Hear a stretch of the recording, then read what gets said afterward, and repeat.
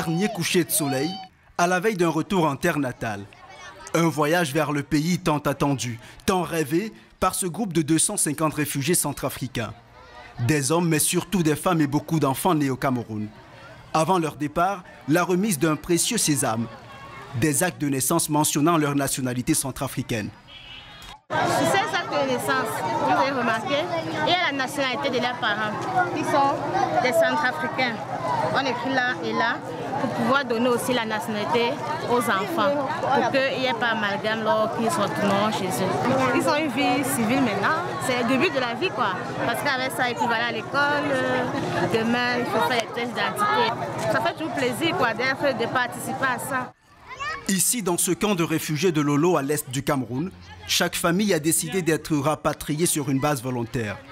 Rentrer pour renouer avec leur terre et leur passé, parfois douloureux, comme celui de cette famille.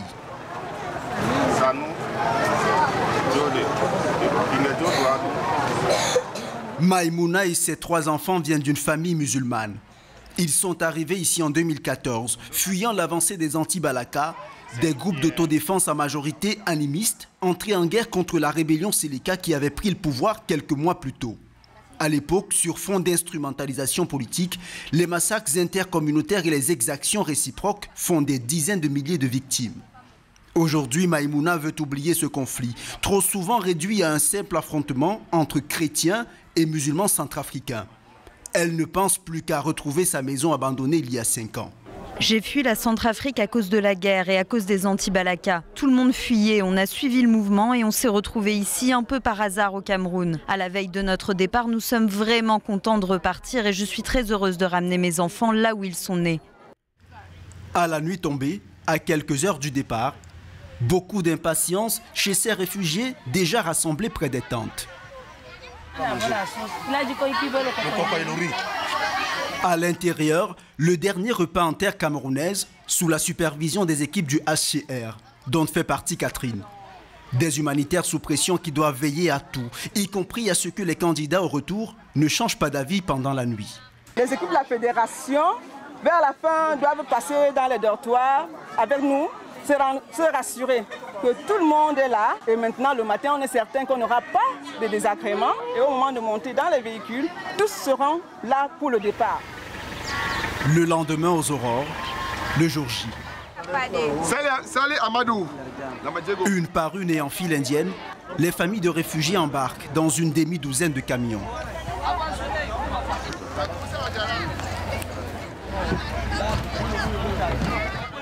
Dans l'un d'entre eux, un jeune homme de 22 ans, Abdul Nassir, arrivé ici sans parents il y a 5 ans, repartant seul pour ce voyage retour en Centrafrique, sans trop savoir ce qu'il attend de l'autre côté de la frontière, ni même s'il pourra y retrouver sa famille.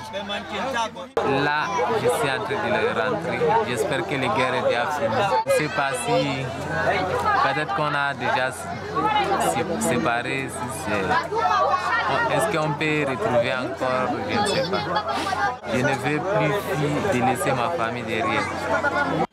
À l'heure du départ, le temps des adieux, larmes aux yeux. Pour dire au revoir aux 250 qui rentrent à la maison, des centaines de Centrafricains ont fait le déplacement. Ils font partie, comme Ousmane, des 14 000 réfugiés qui ont choisi de rester au Cameroun, pour l'instant. Je suis venu leur dire au revoir, ça fait plaisir de les voir rentrer. Moi, j'attends que ma grand-mère soit assez en forme pour faire ce voyage, mais nous aussi, on va s'enregistrer pour le départ.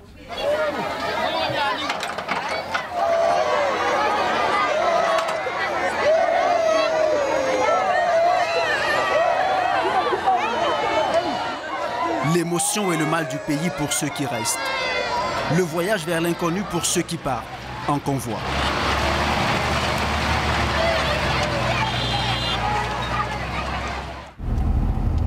« 4 heures sur cette piste, surnommée ici la route de l'espoir, qui relie sur 130 km l'est du Cameroun à l'ouest de la République centrafricaine.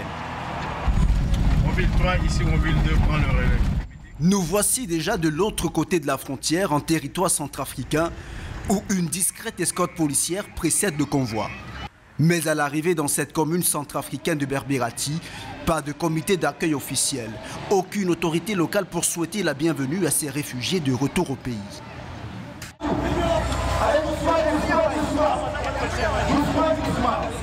À la descente du camion, nous retrouvons Abdul Nassir, qui va encore devoir parcourir 95 km pour arriver dans son village. Mais rien qui puisse entamer pour l'instant sa joie du retour en RCA. Nous sommes très contents de chez nous maintenant. Je ne regrette pas d'être parti au Cameroun, mais je suis revenu. Je ne peux plus encore partir. Pour ces réfugiés, voici le premier point de chute. Ce camp du retour des Nations Unies que nous ne serons pas autorisés à quitter pour des raisons de sécurité. C'est ici qu'ils passeront quelques jours avant d'entamer leur futur combat. Tenter de retrouver leur famille, leur maison ou leurs biens dans un pays où la paix est encore si fragile, où près des 3/4 du territoire échappe toujours à l'autorité de l'État.